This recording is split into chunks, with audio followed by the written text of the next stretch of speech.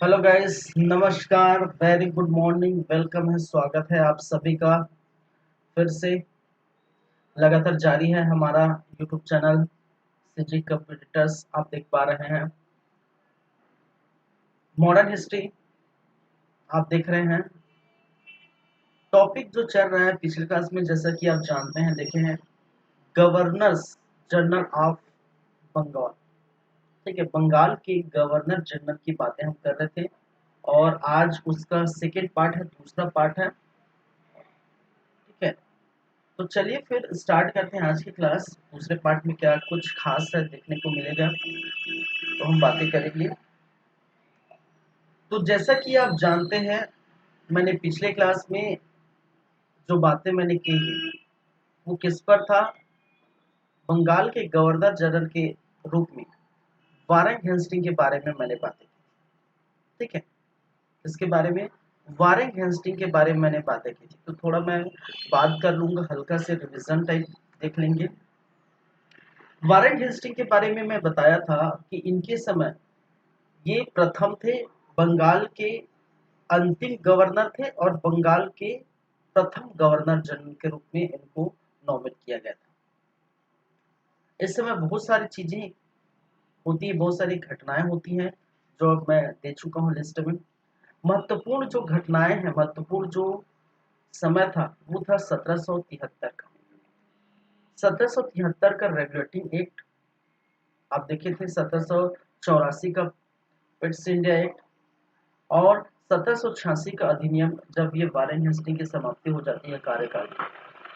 और जैसा कि मैंने बताया था, 1773 का रेगुलेटिंग एक्ट क्या था, उसके अंतर्गत, इस रेगुलेटिंग एक्ट के अंतर्गत ब्रिटिश संसद ने ईआईसी पर, ईस्ट इंडिया कंपनी पर लगाम कसने के लिए, नियंत्रित और नियमित करने के लिए ये 1773 का रेगुलेटिंग एक्ट आया था। और इसी 1773 के रेगुलेटिंग एक्ट से ही बंगाल के गवर्नर का नाम चेंज कर कर बंगाल का गवर्नर जनरल रख दिया था, ताकि जो तीन प्रेसिडेंसी है, मद्रास, बम्बई और बंगाल, तो मद्रास और बम्बई के जो गवर्नर है, उस गवर्नर को बंगाल के गवर्नर से अलग रखने के लिए, क्योंकि वहाँ बहुत सारे, बहुत ज्यादा मात्रा में क्या आ रहे थे भाई साहब, बहुत ज्यादा मात्रा में रेवेन्यू कलेक्शन हो रहा था, तो उनको अलग रखना था, इसीलिए बंगाल का गवर्नर जनरल कहा गया। बाद में हम देखते हैं कि इसी समय सन 1773 के ही रेगुलेटिंग एक्ट में सुप्रीम कोर्ट की स्थापना होती है, जिसमें 4 जज रखे जाते हैं और एलिजा इंपेन के प्रथम क्या होते हैं, जज। वहीं पर मैंने कहा था कि इस रेगुलेटिंग एक्ट के तहत आपको देखने को मिला था कि board of sorry court of director की क्या की गई थी, जो है स्थापना की गई थी। ठीक है, जो संस्था का एक जो है अनुदेशक जो है मंडल होते हैं और यही कंट्रोल करेगा किसको, ईआईसी का।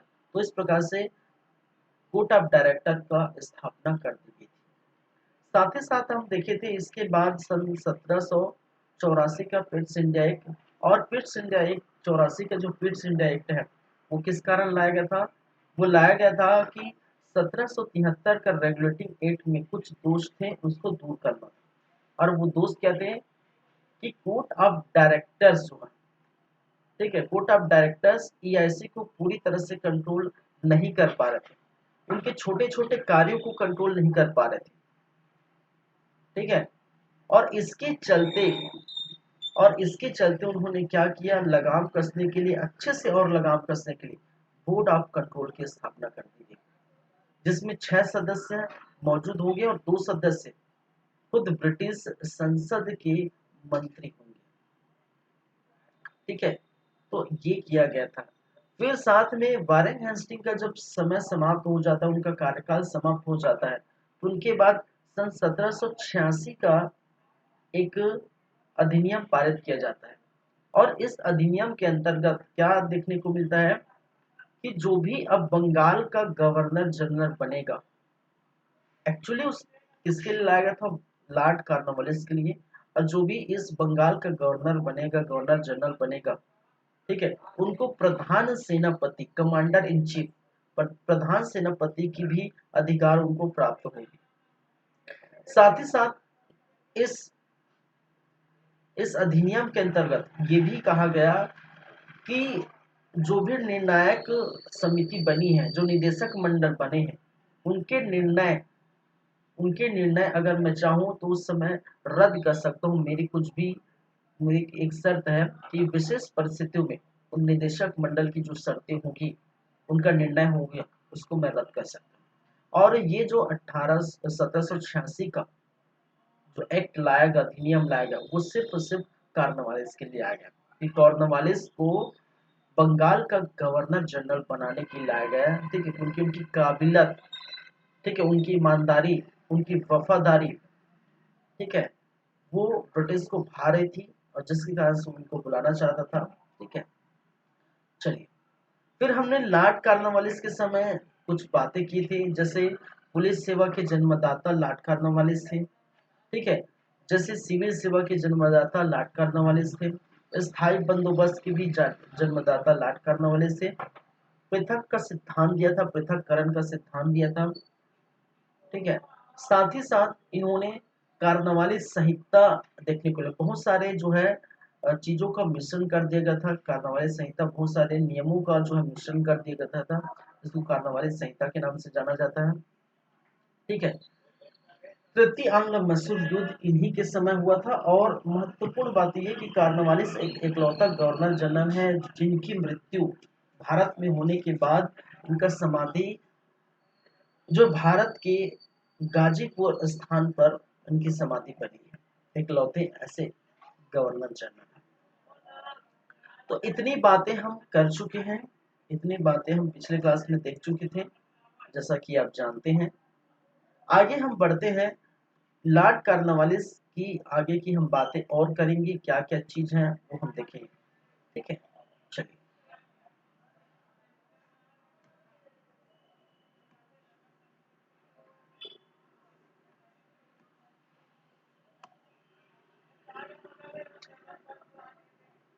लॉर्ड कॉर्नवालिस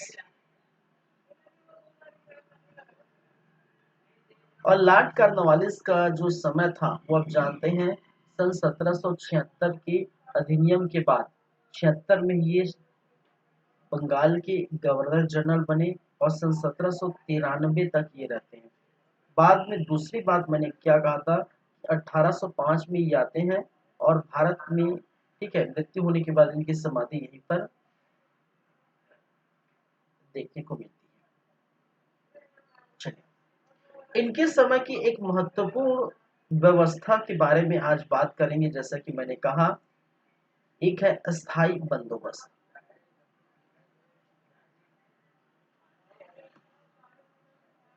इनके समय की महत्वपूर्ण घटना जिसका नाम है स्थाई बंदोबस्त। स्थाई बंदोबस्त जिसको इंग्लिश में कहा जाता है परमानेंट सेटलमेंट, या जिसको जमींदारी प्रथा कहा जाता है, जमींदारी व्यवस्था या जमींदारी प्रथा। ठीक है, माल गुजारी, माल गुजारी प्रथा, या जिसको इस्तमरारी इस्तमरारी व्यवस्था कहते हैं। तो जो भी मन आपका लगता है नाम ले लीजिए, मतलब एक ही है। ठीक है, स्थाई बंदोबस्त कर सकते हैं, परमानेंट सेटलमेंट कर सकते हैं, आप जमींदारी प्रथा कह सकते हैं, आप मालगुजारी प्रथा कह सकते हैं, इस्तमरारी व्यवस्था कर सकते हैं, जो भी कहना है आपकी मर्जी। ठीक है, चलिए, कुछ बात पर हम कुछ चीजों पर हम बातें करेंगे। आखिर ये स्थायी बंदोबस्त है क्या चीज और लाया क्यों गया था लॉर्ड कॉर्नवालिस द्वारा। देखिए, लॉर्ड कॉर्नवालिस बहुत ही ज्यादा यहाँ पर बोल सकते हैं खासम खास थे भाई साहब, ब्रिटिश के बहुत खासम खास थे, विश्वास पात्र थे। चलिए, इनके परिचय देख लेते हैं। ठीक है, स्थायी बंदोबस्त क्या है, क्यों लाया गया था। तो प्रारूप तैयार किया। पहली बात कर लूंगा स्थायी बंदोबस्त क्या है, ठीक है। अगर मैं बात करूं स्थायी बंदोबस्त क्या है, चल पहले तो आप जानते हैं कि भूमि का जो स्वामी होता था, वो जाहिर सी बात है, आपके पास अगर भूमि है, जमीन है, तो भूमि का स्वामी, जमीन का स्वामी कौन होंगे? आप होंगे, ठीक है, किसान होंगे, ठीक है। भूमि का स्वामी कौन होगा? किसान होगा, ठीक है। लेकिन यहाँ पर क्या कर दिया गया था, देखिए स्थायी बंदोबस्त कहने का मतलब है उस समय भारत में ब्रिटिश काल में चलाई गई ये भू राजस्व व्यवस्था है। अगर मैं एक लाइन में बात करूं तो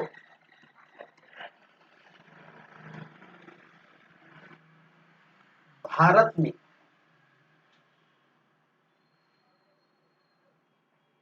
ब्रिटिश राज द्वारा या ब्रिटिश द्वारा चलाई गई क्या है? एक राजस्व व्यवस्था है,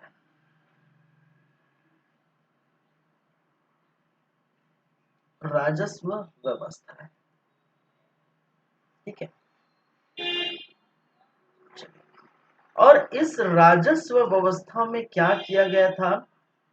इस राजस्व व्यवस्था में क्या देखने को मिला था कि भूमि का जो स्वामी होगा,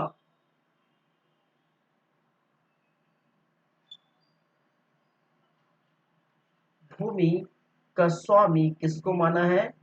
भूमि का स्वामी जमींदार होगा, जमींदार होगा। स्थायी बंदोबस्त लाया गया था। स्थायी बंदोबस्त भारत में ब्रिटिश राज द्वारा चलाई गई एक ऐसी व्यवस्था है, ऐसी राजस्व व्यवस्था है जिसके अंतर्गत भूमि का स्वामी कृषक न होकर जमींदार होगा। मतलब अब क्या होंगे, किसान से जो भी जमीन है, किसान की जितनी भी जमीन है, ठीक है, तो जिस जिस क्षेत्र में जमींदार होंगे, ठीक है, जिस जिस क्षेत्र में अलग अलग क्षेत्र डिवाइड किया गया था और अलग अलग क्षेत्रों को उनके क्षेत्र के अंतर्गत जमींदारों को वहां वो जमीन दे दी गई थी, ठीक है। कहने का मतलब भूमि का स्वामी किसको बनाया गया था भाई साहब? जमींदार को बनाया गया था, ठीक है। चलिए इसके बारे में अच्छे से और बात करेंगे, ठीक है। ये तो क्या है, स्थायी बंदोबस्त, हम देख लिए। कुछ और बातें कर लेते हैं, जैसे कि इस स्थायी बंदोबस्त का प्रारूप जो बनाया गया था, वो प्रारूप बनाया गया था सर जॉन शोर द्वारा, सर जॉन शोर द्वारा बनाया गया था। संस्थापक आप जानते हैं कौन है इस स्थायी बंदोबस्त का संस्थापक? वो है लॉर्ड कॉर्नवालिस, जो जिसके बारे में हम पढ़ रहे हैं।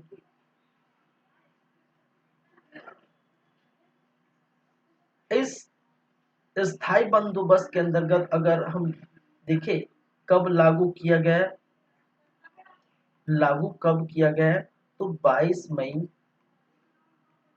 सन 1793 को ये लागू किया गया और लागू करने का आधार वर्ष ये मान लिया गया था 1790 से लेकर 93 के बीच का आधार वर्ष माना गया, ठीक है। और लागू कहाँ हुआ था? लागू कहाँ हुआ था? बंगाल, बिहार, उड़ीसा, आपके उत्तरी कर्नाटक, बनारस, उत्तरी कर्नाटक, इनके जितने भी क्षेत्र है, ठीक है, ब्रिटिश के, इनके क्षेत्र के लगभग 19% 19% स्थान पर क्या किया गया था? स्थायी बंदोबस्त लागू किया गया, ठीक है। तो मैंने क्या कहा कि भारत में ब्रिटिश राज्य द्वारा चलाई गई एक राजस्व व्यवस्था है जिसमें भूमि का स्वामी जमींदार होगा। प्रारूप सर जॉन शोर द्वारा पेश किया गया है, बनाया गया है, और जिनके संस्थापक लॉर्ड कॉर्नवालिस थे।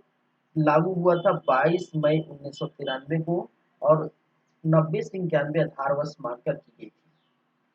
बंगाल, बिहार, उड़ीसा, बनारस और उत्तरी कर्नाटक के 19% क्षेत्रों पर ये व्यवस्था लाई गई थी।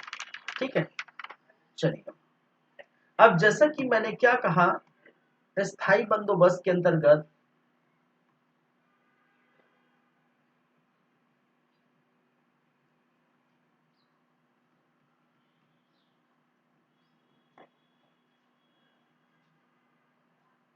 स्थायी बंदोबस्त के अंतर्गत अब भूमि का स्वामी कौन हो गया? भूमि का स्वामी कौन हो गया भाई साहब? जमींदार। ठीक है, भूमि का स्वामी कौन हो गया है? जमींदार। अलग अलग क्षेत्रों में, अपने अपने क्षेत्रों में, ठीक है, जमींदार हो गया है, जमींदार भूमि का स्वामी हो गया। अब इनको बनाने का उद्देश्य क्या है? अरे भाई साहब, ऐसा तो नहीं है कि चलो किसान की जो जमीन है उसको जमींदार को सौंप दिए और हमारा कोई लेना देना नहीं है जमीन से, ऐसा नहीं है।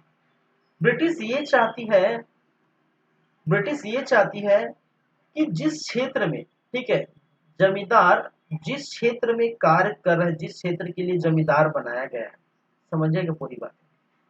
जमींदार जिस क्षेत्र के लिए बनाया गया, चाहे वो बंगाल का जमींदार हो, चाहे बिहार का जमींदार हो, चाहे उड़ीसा का, उत्तरी कर्नाटक का, ठीक है, तो जिस क्षेत्र में लागू किया गया है उस क्षेत्र के जमींदार से क्या इनका एक्सपेक्ट है, क्या चाहते हैं?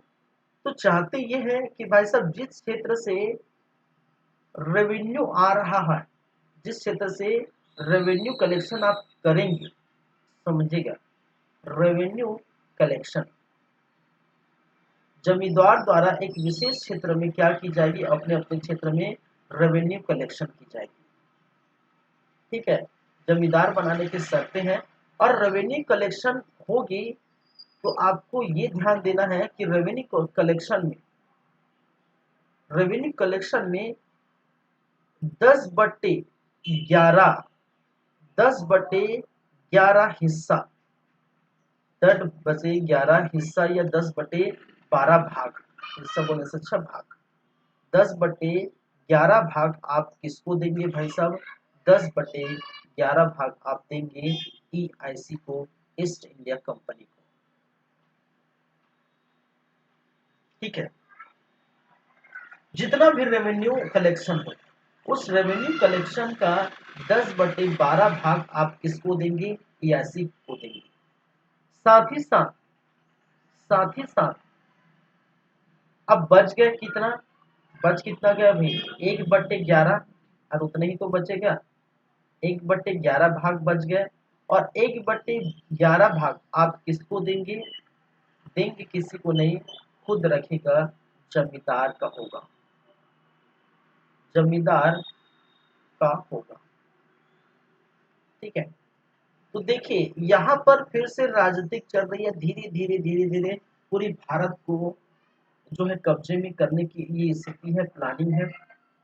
ठीक है, तो जमींदार को भूमि का स्वामी बनाया गया था और जिस क्षेत्र में जमींदार होंगे वहां के रेवेन्यू कलेक्शन का 10/11 भाग EIC या ईस्ट इंडिया कंपनी, ठीक है, ब्रिटेन को, अंग्रेज को, ईस्ट इंडिया कंपनी अंग्रेज को सौंप दी जाएगी। और और जितना बच गया 1/11 भाग वो जमींदार का होगा। ठीक है, और इस शर्तों पर क्या किया गया था? इस शर्तों पर उनको रखा गया था। ठीक है, और कई भी शर्तें थी। ठीक है, एक तो पहला नंबर की शर्त ये थी, ठीक है, फर्स्ट नंबर की शर्त ये थी। अगर इनकी शर्तें हम बात करें,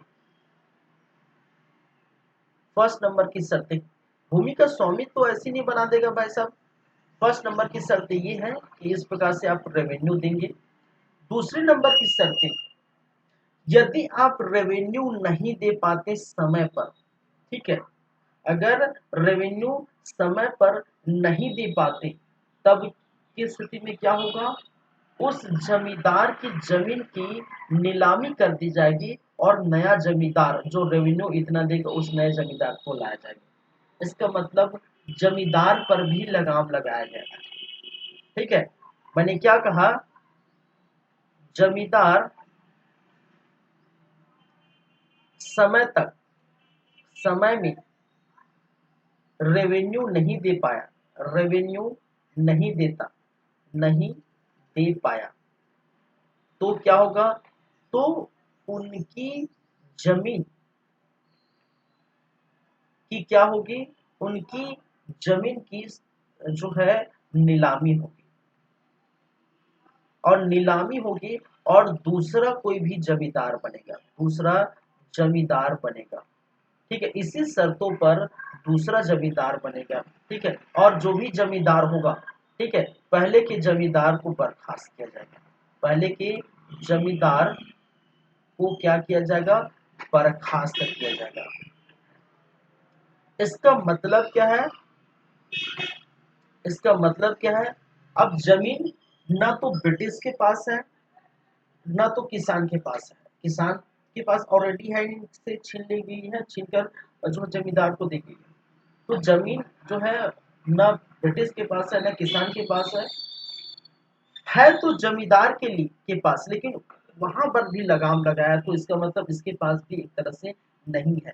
ठीक है, तो रेवेन्यू जब तक आप नहीं देंगे, रेवेन्यू कलेक्ट जब तक नहीं करेंगे, और ऐसी जो है आप मात्रा में रेवेन्यू नहीं देंगे, ठीक है, तब आपकी जमीन छीन ली जाएगी। कहने का मतलब इनका नीलामी होगा, नीलामी होकर दूसरा जमींदार लगाया जाएगा। ठीक है?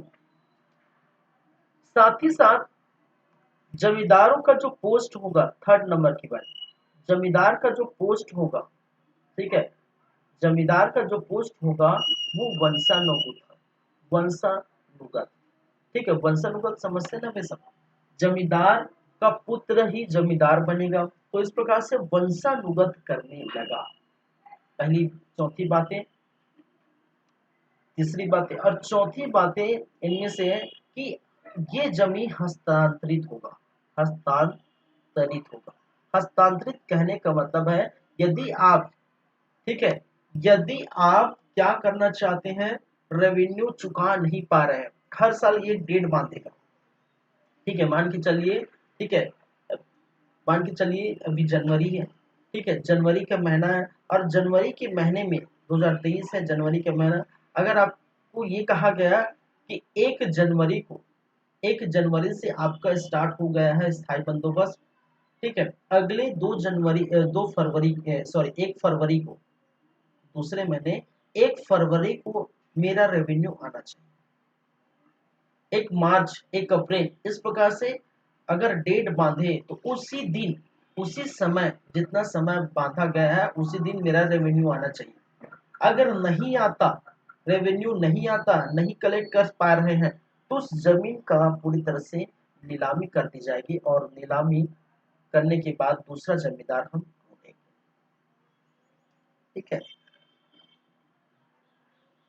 चलिए, साथ ही साथ मैंने क्या कहा, वंशानुगत होगा, और देखिए ये हस्तांतरित का मतलब है कि जमीन के टुकड़े को बेचा जा सकता था, जमीन के जो भी टुकड़े होंगे, टुकड़े, जमीन के टुकड़े को बेचकर आप क्या करेंगे, रेवेन्यू पटा सकते हैं। ठीक है, आप क्या कर सकते हैं, आप जो है अंग्रेजों की जो है रेवेन्यू पटा सकते हैं, अंग्रेजों को दे सकते हैं। अगर किसी भी प्रकार की दिक्कत आ रही है, फसल अच्छे से नहीं हो रहा है, ठीक है, तो क्या करेंगे, जमीन के टुकड़े को आप बेचकर रेवेन्यू बना सकते हैं।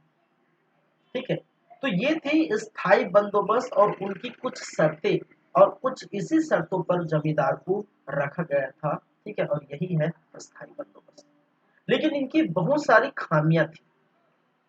ठीक है, अगर मैं बात करूं स्थायी बंदोबस्त की खामी, स्थायी बंदोबस्त की खामियां, और स्थायी बंदोबस्त की खामियां की बात करूं, तो एक तो पहली बार ये है कि किसान भूमिहीन हो गया, सबसे बड़ी खामी है। ठीक है, किसान क्या हो गया भाई साहब, किसान भूमिहीन हो गया।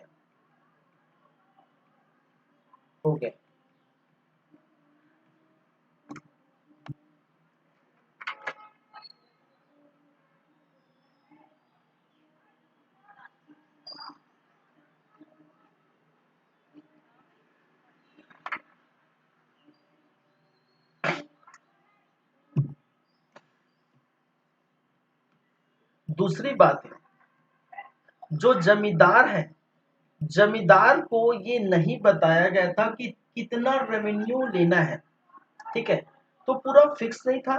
तो जमींदार अपने हिसाब से रेवेन्यू लेते थे किसानों से, ठीक है, किसानों का शोषण किया जाता है, ठीक है, किसानों से, ठीक है, अधिक मात्रा में रेवेन्यू किसानों से, ठीक है, क्योंकि ये नहीं डिसाइड किया गया था कि आपको कितना लेना है, किसानों से अधिक मात्रा में रेवेन्यू, अधिक मात्रा में क्या किया जाता है, रेवेन्यू कलेक्शन।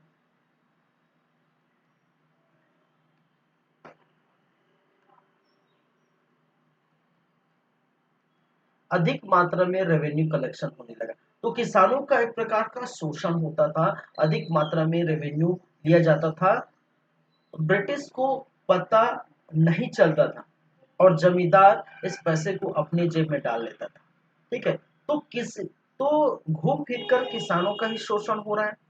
अब यहाँ मैंने कहा जैसे कि किसान भूमिहीन हो गए, ठीक है, जैसे कि मैंने कहा कि किसान भूमिहीन हो गए। अब भूमिहीन हो गए कहने के बाद इनके पास तो जमीन है ही नहीं, क्या है भाई साहब, जमीन है ही नहीं, और जमीन नहीं है तो ये यहाँ पर इस जमीन पर क्या वो बोएंगे अच्छे से, ठीक है, वो इस जमीन पर अच्छे से फसल कर नहीं पाएंगे क्योंकि उनका जमीन छीन ली गई है, एक तरह से मजदूरी टाइप उनको जो है काम करना पड़ रहा है, तो अच्छे से ना खाद दे पाएंगे, अच्छे से ना पानी दे पाएंगे, ठीक है।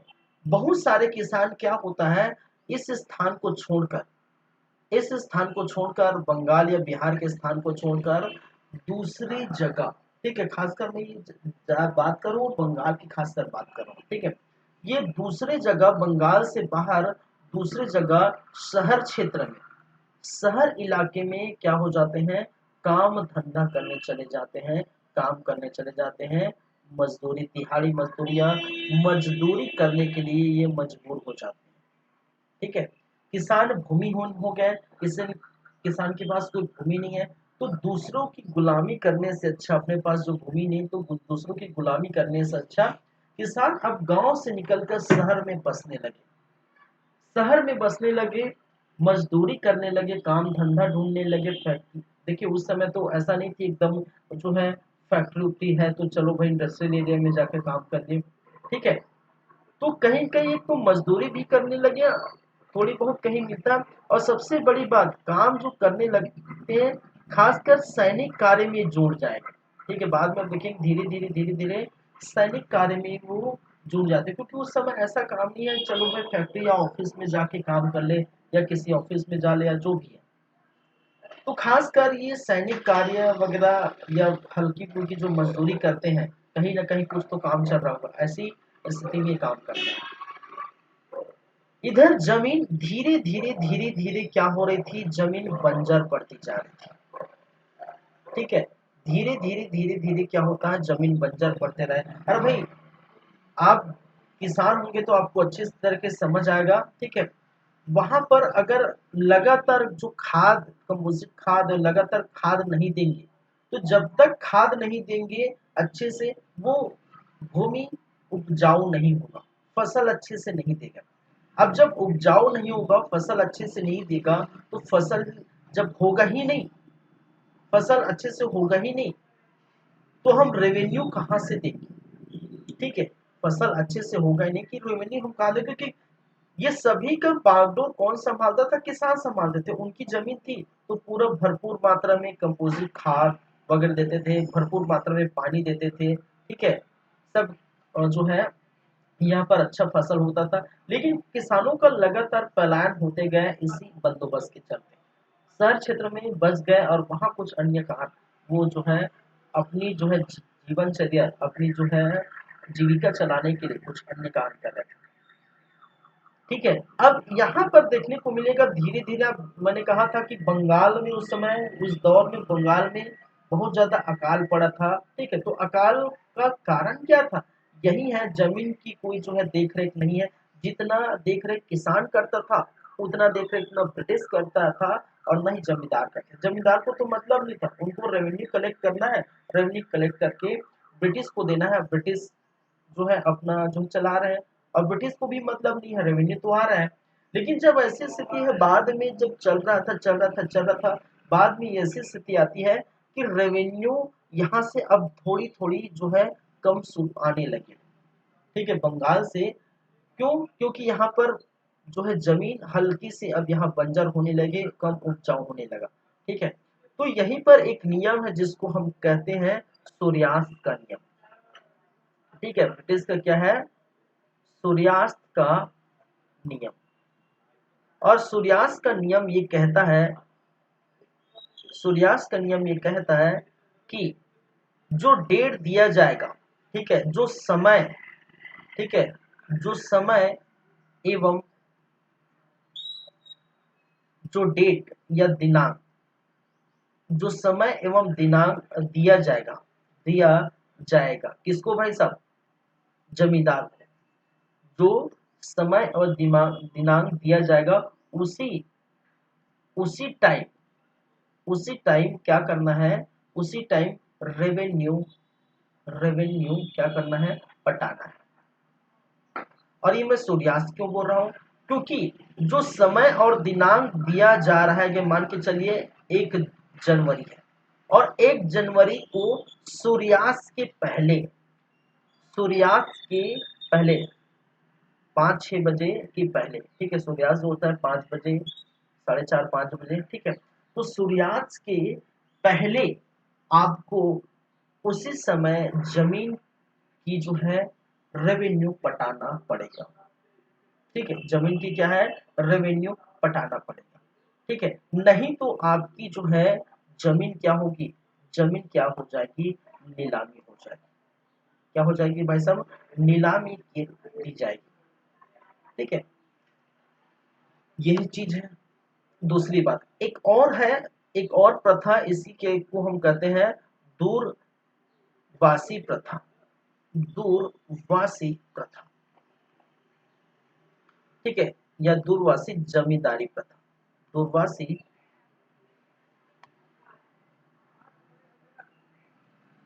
जमींदारी प्रथा। और ये दूरवासी जमींदारी प्रथा क्या है भाई साहब?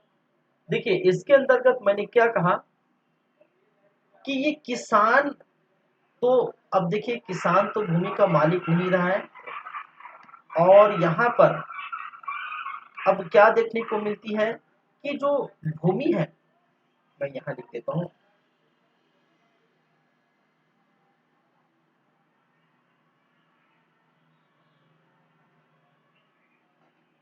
अब भूमि से हमें क्या है? रेवेन्यू देना है। जमींदार क्या करेगा? भूमि से रेवेन्यू देना पड़ेगा। और यदि मान के चलिए, ठीक है, मान के चलिए एक स्थिति ऐसी आती है कि यहाँ पर या तो अकाल पड़ गया, अरे भाई साहब मौसम का क्या है, ठीक है, अकाल पड़ गया, या ओलावृष्टि हो गया। ओलावृष्टि, ओलावृष्टि समझते हैं ना? या जो है अल्प मात्रा में जो है पानी गिरा, ठीक है, अल्प मात्रा में पानी, अल्पवृष्टि बोल सकते हैं। ठीक है, अल्प मात्रा में पानी गिरा, थोड़ी मात्रा में पानी हुआ है, मतलब कोई भी स्थिति में फसल नहीं हुआ है, कोई भी स्थिति हो, चाहे अकाल पड़ा, चाहे बहुत ज्यादा पानी गिरा, चाहे कम पानी गिरा, कोई भी कीड़ा काट दिया, कुछ भी हुआ, तो इस स्थिति में, ठीक है, भूमि का जो है कलेक्शन नहीं हो पाएगा कोई भी स्थिति में। ठीक है, रेवेन्यू कलेक्शन, रेवेन्यू का जो कलेक्शन है वो कोई भी स्थिति में अगर नहीं हो पाया, ठीक है, तो ब्रिटिश क्या करेगा? यहाँ पर ब्रिटिश क्या करेगा कि पहली तो चलिए एसएससी में जितने पैसे होंगे किसके पास? जितने पैसे होंगे जमींदार के पास, उसको क्या कर लेगा? वो छीन कर, ठीक है, उसको छीन कर ले जाएगा। अगर मान के चलिए फर्स्ट वर्ष में, पहले वर्ष में ऐसा हुआ, ठीक है, पहली वर्ष में, एक वर्ष में, फर्स्ट वर्ष में ऐसे हुआ, तो ये क्या है? जमीन को क्या करेगा? जमीन के पैसे जो भी जितना होगा उस पैसे को छीन के ले जाएगा कि भाई साहब आप ऐसा कर रहे हैं तो ठीक है।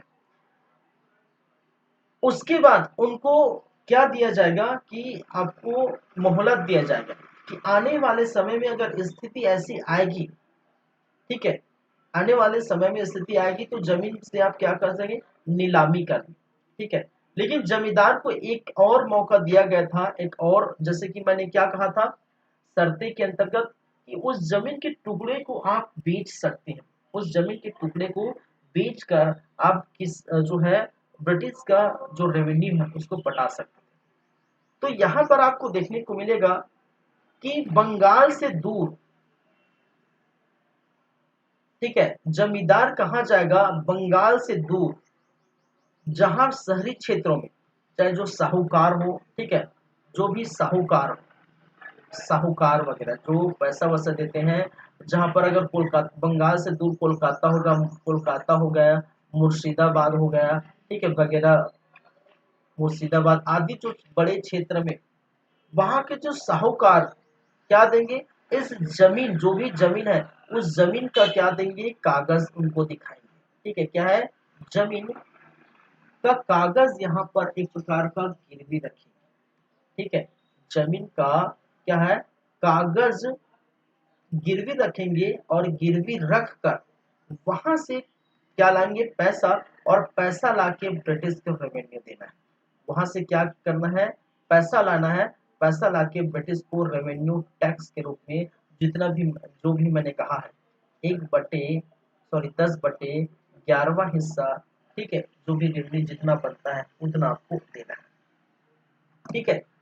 तो भूमि जो है, अगर अकाल की स्थिति है, ओलावृष्टि की स्थिति है, फसल नहीं हो रहा है, कोई भी स्थिति में अगर फसल नहीं हो रहा है, तो ऐसी स्थिति में रेवेन्यू कलेक्शन कैसे की जाएगी, कि आप साहूकार के पास जाएंगे, बड़े साहूकार के पास जमीन का कागज लेके, जमीन का कागज वहां रखेंगे, और ये जो है आप जो है पैसा लाके ब्रिटिश को देंगे। दूरवासी, समझते हैं ना, दूरवासी, दूर, दूर में जो बैठा साहूकार से, उनसे हम पैसा लाएंगे, पैसा लाके ब्रिटिश को देंगे।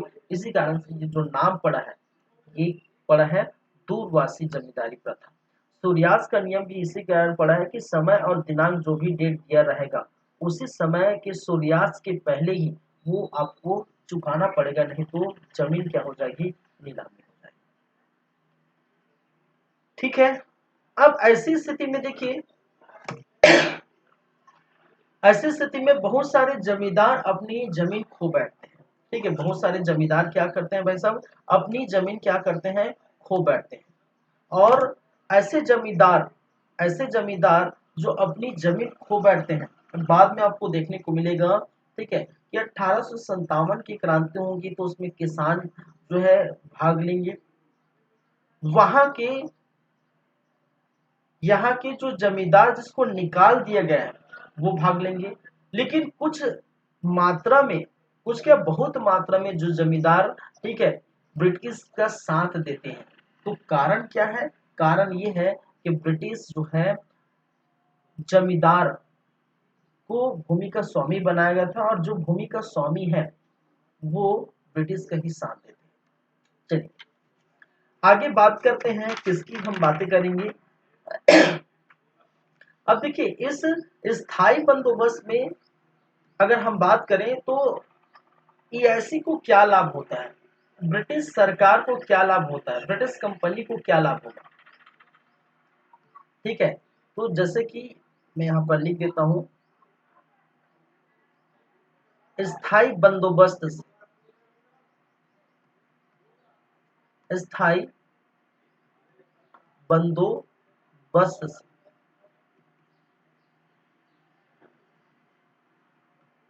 ब्रिटिश कंपनी को लाभ। तो ब्रिटिश कंपनी को क्या लाभ होगा भाई साहब, एक तो समय पर पैसा आएगा, ठीक है, पहली बात जो है भू राजस्व, भू राजस्व, ठीक है, समय पर, निश्चित समय पर आएगा, समय पर भी, एक निश्चित समय पर, एक निश्चित समय पर आएगी, समय पर आएगी, पहली बात है। दूसरी बात है, अपनी जो वित्तीय समस्या है, कहने का मतलब वित्तीय सुरक्षा इनको प्राप्त होगी, वित्तीय सुरक्षा प्राप्त हो जाएगी। कहने का मतलब है पैसे की कमी नहीं रहेगी, ठीक है। लगातार जब भू राजस्व निश्चित निश्चित स्थिति में निश्चित समय पर आ रहा है तो उनकी जो है वित्तीय सुरक्षा इनको प्राप्त हो जाएगी कंपनी को, ठीक है। चलिए तीसरी बात है जमींदार के रूप में, ठीक है, जमींदार के रूप में कंपनी को राजनैतिक सहयोगी मिला, राजनैतिक सहयोगी मिला, ठीक है। इसका मतलब क्या है, जमींदार जो भूमि का स्वामी है, ठीक है, ब्रिटिश जब कुछ भी करेगा भारत में तो उनका विरोध नहीं करने, क्योंकि ठीक है एक दूसरे के बगैर ये नहीं है, अधूरा है। कहने का मतलब जमींदार को निकाल दिया जाएगा तो उनके पास जमीन छीन ले जाएगी, ठीक है। तो इसके कारण से और उसको भी निकाल दिया जाएगा जमींदार को, तो फिर ब्रिटिश सरकार की जो रेवेन्यू आ रहा है तो वो दिक्कत हो जाएगी। तो कहने का मतलब मोटा मोटी, ठीक है, एक दूसरे से बंधे हुए हैं। कंपनी को राजनीतिक सहयोगी प्राप्त हो गया तो जमींदार स्थायी बंदोबस्त के जो ब्रिटिश को ये लाभ आपको देखने को मिलता है, ठीक है। यहां पर आपको देखने को मिलेगा, अगर मैं बात करूं जमींदार को लाभ, अब जमींदार को लाभ क्या होगा भाई साहब, यहां पर जमींदार को क्या लाभ होगा, जमींदार को क्या लाभ होगा, पहली बात है राजनीतिक सहयोगी, राजनीतिक सहयोगी, सहयोग सहयोगी के रूप में, के रूप में ब्रिटिश कंपनी होगी इसके पास खड़ी है, ब्रिटिश कंपनी। अगर अगर जमींदार की को किसी भी प्रकार की दिक्कत आती है तो उनका सहयोग कौन करेगा, ब्रिटिश करेगा, और ब्रिटिश को दिक्कत आता है तो सहयोग जमींदार करेगा, ठीक है। इसके समय सामाजिक स्टेटस, यहाँ पर जो है एक और चीज है, सामाजिक जो स्टेटस है, सामाजिक स्टेटस जो है क्या हो जाएगा, हाई हो जाएंगे, ठीक है। सामाजिक जो समाज में स्टेटस है वो हाई होगा कि भाई साहब जमींदार है। और कहा जाता है कि जमींदार को उनके बेटी की शादी के लिए ब्रिटिश द्वारा उपहार भी दिया जाता है, ठीक है। ब्रिटिश द्वारा जमींदार के उनके बेटे बेटी की शादी के लिए, उनके कार्यों के लिए बहुत जो है उपहार देते थे, ठीक है, अन्य लाभ देते थे, ठीक है। तो ये क्या हुआ, उपहार प्राप्त होने लगा। तो ये बहुत सारी जो है चीजें हैं।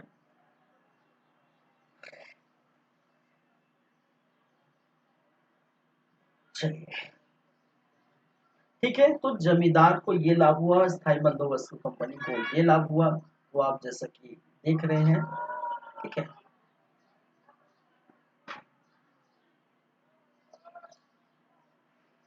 चलिए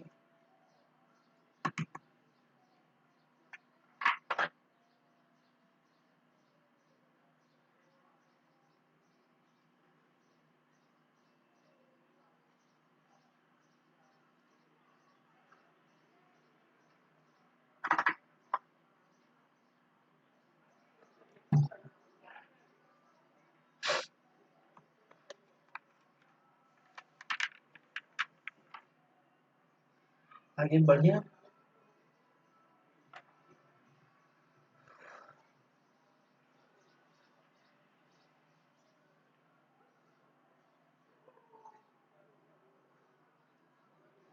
चलिए ठीक है,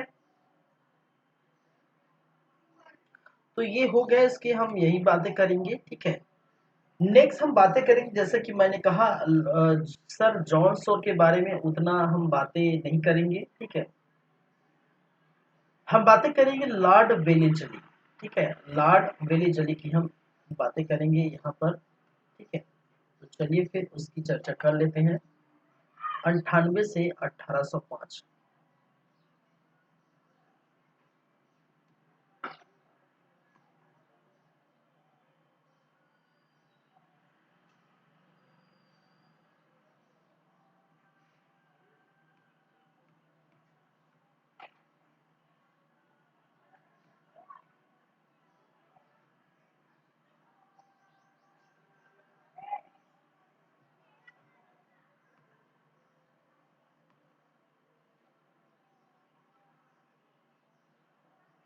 1798 1805।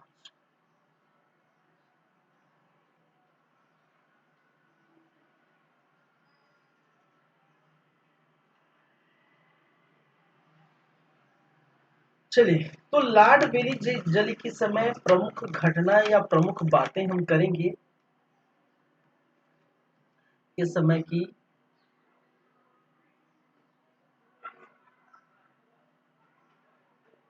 प्रमुख घटना या प्रमुख बातें क्या है?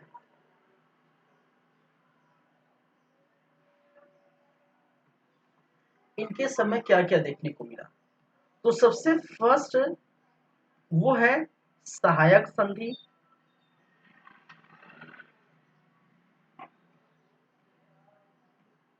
सहायक संधि सन 1798 को देखने को मिला था, स्टार्ट हो गया था। और बहुत क्या है ये हम बात करेंगे अच्छे से। सहायक संधि क्या है वो हम बात करेंगे, पहली बात है। दूसरी बातें इसके समय एक और घटना घटी थी लॉर्ड वेलेजली के समय बात करें तो चौथा फोर्थ आंग्ल मैसूर युद्ध भी हुआ था। फोर्थ आंग्ल मैसूर युद्ध भी किनके समय हुआ था? इनके समय हुआ था। और इस समय आप जानते हैं टीपू सुल्तान मारा जाता है। टीपू सुल्तान मारा जाता है, ठीक है।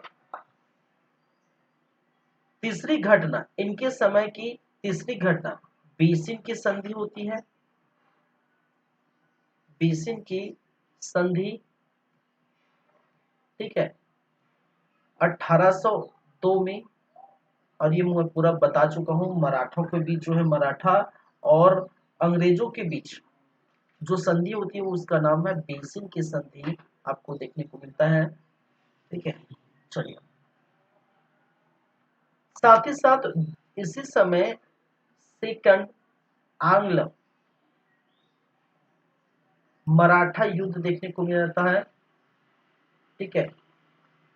1803 से लेकर 1805।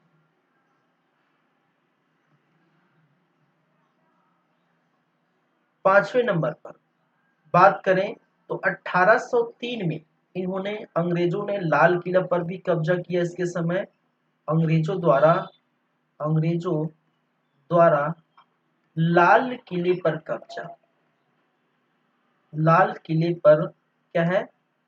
कब्जा। और लाल किले पर कब्जा करके इस लाल किले पर एक व्यक्ति जो है नामित कर दिया, ठीक है, ब्रिटिश रेसिडेंट जिसको बोला जाता है, एक ब्रिटिश रेसिडेंस बैठा दिया और उसका नाम था ऑटर लोनी। क्या था? ऑक्टर लोनी। ऑक्टर लोनी एक नामक व्यक्ति को ब्रिटिश रेसिडेंट के जो है अंतर्गत को बैठा गया था। इनके ही समय कोलकाता में 1800 में, कोलकाता में, कोलकाता में fort William, fort William, fort William college की स्थापना, कॉलेज की स्थापना। मैंने कहा था, बताया था, जब सिविल सेवा में पढ़ा रहा था, ठीक है, इसके पहले जब मैं सिविल सेवा की बातें कर रहा था लॉर्ड जो कार्नवालिस के समय, ठीक है, सिविल सेवा वाली बातें की थी। तो सिविल सेवा का जो ट्रेनिंग होता था वो हेल्बरी लंदन में होता था। और हेल्बरी लंदन होता था। बाद में सिविल सेवा की जो है प्रतियोगिता परीक्षा कहाँ की गई? भारत में भी की गई और इनमें जो है भारतीय भी शामिल होंगे। लेकिन इसका जो ट्रेनिंग होता था वो सिविल सेवा से जो भी पद होंगे, चाहे कलेक्टर के और अन्य जो पद होंगे, उनके लिए जो ट्रेनिंग होता था वो ट्रेनिंग कहाँ होता है भाई साहब? वो होता था आपके लंदन में, हेल्बरी में। अब लंदन हेलबरी में होता है, बाद में ये हुआ कि भारतीय भी क्या थे, भारतीय भी इस सिविल सेवा में चयनित हो रहे थे। तो भारतीय उतना दूर तक कैसे जाएंगे भाई, इतने जो है बड़े जमींदार की ही देखिए, याद रखिए यहाँ पर भारत के लोग का कहने का मतलब है कि आसान नहीं था उस समय जो है लंदन जाना। जो बड़े बड़े जमींदार के बेटे हैं, ठीक है, जो बड़े बड़े जो है साहूकार के बेटे हैं, उन्हीं के द्वारा इस सिविल सेवा जो है की तैयारी की जाती थी। तो जैसा कि मैंने कहा कि सिविल सेवा की तैयारी करने के लिए वो जो ट्रेनिंग के लिए लंदन जाते थे, तो इसी को देखते हुए 1800 में कोलकाता के फोर्ट विलियम कॉलेज की स्थापना की गई थी और वहीं सिविल सेवा की ट्रेनिंग स्टार्ट कर दी गई थी। जब ये पता चला कि 1800 में जब सिविल सेवा की जो ट्रेनिंग कोलकाता में हो रहा है, लेकिन यहाँ के जो लोग हैं, यहाँ के जो ट्रेनर है, वो पूरी तरह से यहाँ के कलेक्टर को, यहाँ के लोगों को, ठीक है, वो पूरी तरह से रेवेन्यू कलेक्ट करने की बातें सिखा नहीं पाते। कहने का मतलब है सिखा नहीं पाते का कहने का मतलब ईमानदारी बहुत, भारतीयों में ईमानदारी बहुत थी, ठीक है, वो किसी से ज्यादा रिश्वत नहीं लेते, भ्रष्टाचार नहीं कर रहे थे। जब कलेक्टर बन गए थे तो किसी से रिश्वत, किसी से भ्रष्टाचार नहीं करते थे, ज्यादातर देखने को मिलता था। लेकिन ब्रिटिश को क्या चाहिए था कि ऐसे व्यक्ति चाहिए तो कि हमें लाके कलेक्शन दे, रेवेन्यू दे, बाकी जाए भाड़ में, बाकी जाए भाड़ में। और इसी कारण से बाद में 1802 में कोलकाता के फोर्ट विलियम कॉलेज को बंद करके फिर से उनका ट्रेनिंग लंदन हेल्बरी रख दिया गया। और ये समय था किसका, लॉर्ड वेलेजली का। तो लॉर्ड कार्नवालिस के समय, ठीक है, आपने देखे थे सिविल सेवा, सिविल सेवा के जन्मदाता वही है, ठीक है। तो चलिए ये बात हो चुकी थी, आगे हम बात करेंगे। देखिए जो फोर्थ आंग्लो मैसूर युद्ध की बातें जब मैं पढ़ा रहा था, क्या पढ़ा रहा था भाई, बहुत सारे जो है मैंने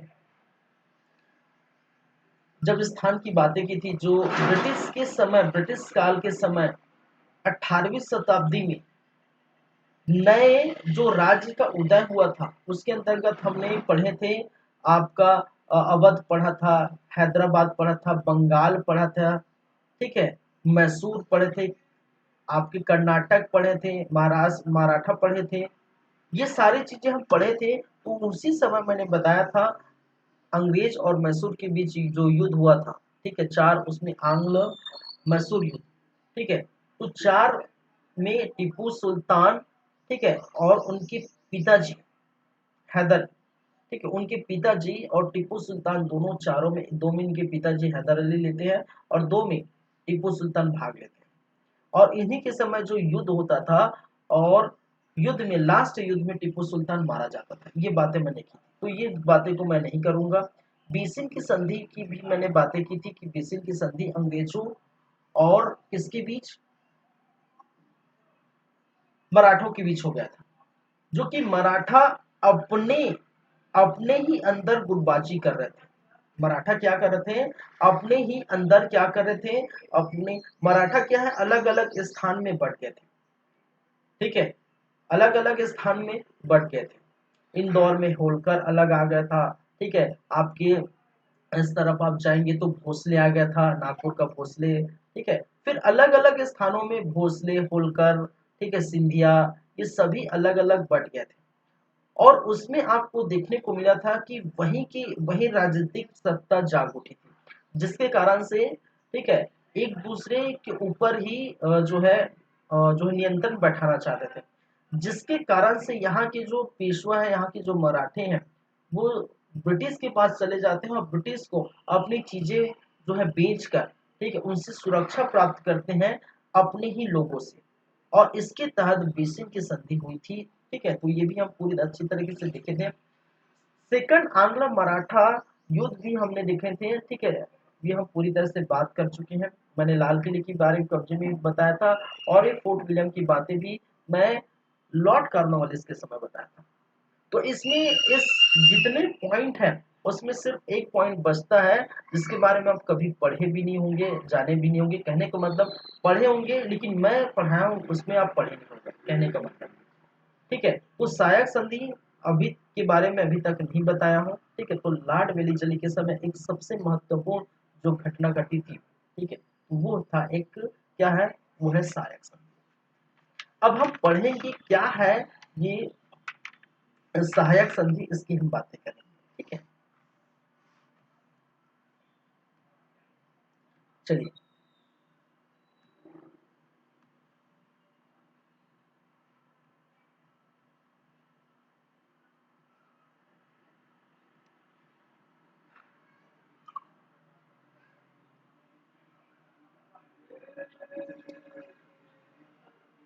चलिए, सहायक संधि 1798 में देखने को मिला था, 98 की नीति है, ठीक है। तो इस प्रकार से हम बात करेंगे, 98 की नीति है सहायक संधि की, ठीक है। तो चलिए फिर, हाँ, एक मिनट, कोई आया है, ठीक है। तो मैं बस 2 मिनट में आ रहा हूँ, शायद कोई आया है, ठीक है। तो फिर मैं बातें करूंगा, ठीक है, सहायक संधि की। तो 2 मिनट वेट करिए, ठीक है।